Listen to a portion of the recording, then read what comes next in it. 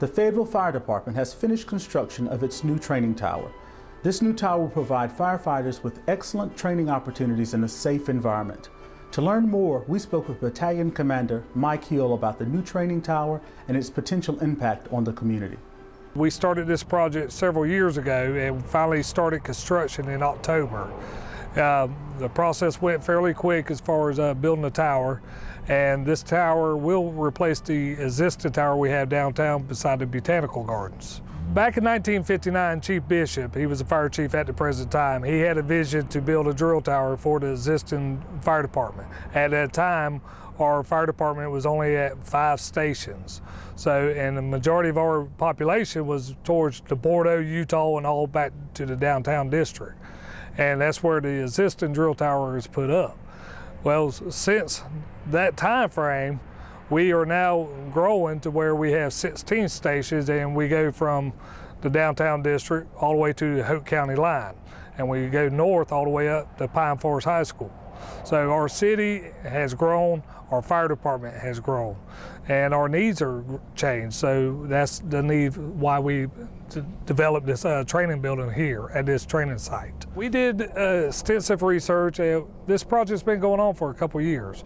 So we went around looking at different facilities, and for the best price for the money, this is what we ended up going with. Now we'll be able to do live burn fire conditions in here also. So where right now we have to acquire houses or structures from within the city limits, and we have to go through a demolition permit and all that. So we won't have to do that with this structure. So it'll save a whole lot of time and effort as far as being able to do it all here at one location. We'll continue to seek out acquire structures, and whenever we get those structures, we have to have them tested for asbestos, and we had to answer to the same rules that the state does. By us burning here, we don't have to answer to those rules that the state has dictated. But they'll do all their preliminary firefighting training here, which will include search and rescue, ventilation, forcible entry, advancing hose streams up and down second floors, third floors, whatever we may need. But everything will be contained here on site now. Just within the property, we have an airplane simulator. We could do search and rescue for a down aircraft. We could simulate an airplane on fire. We could simulate a confined space rescue, trench rescue, and then when we get inside the building, then we could do all of our firefighting training that we need to do within it. We have rappelling anchors on the 4th floor. We have rappelling anchors on the 3rd and 2nd floor. We have 2 forcible entry props on the 1st floor so that we can simulate that we're having to break into somebody's house to put out a fire or look for a victim or something to that effect. We could do firefighter survival, which our firefighters are trained to save themselves if they become trapped. So we'll do that type of training inside this building also. Basically, it's a smoke-filled environment. They're in an area that they're not exposed to.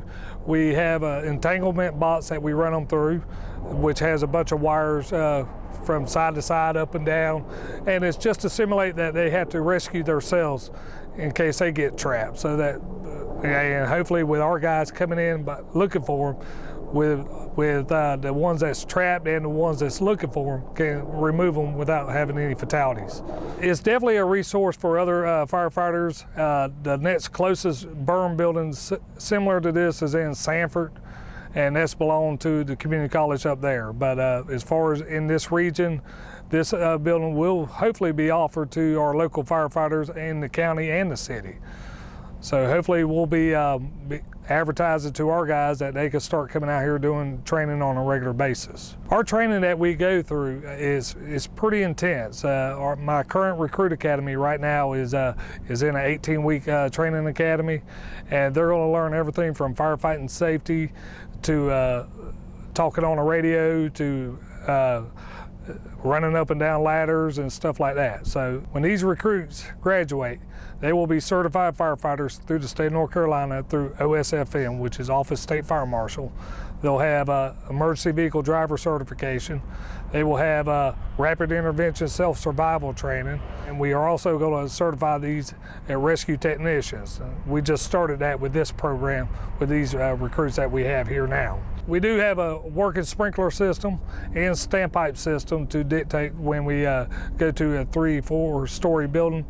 All residential or all commercial buildings under fire code is required to have sprinkler systems, so we'll be able to do our own sprinkler training. But you could go to the City of Fayetteville's Fire Department website, bravethefire.com. You can submit an interest card, and at that point, when we're in the hiring process, we will send out an email to notify all potential applicants that we're accepting applications at this present time. And then once we start that, then you can start the process of filling out the application and coming out here, hopefully becoming a firefighter with the City of Fayetteville.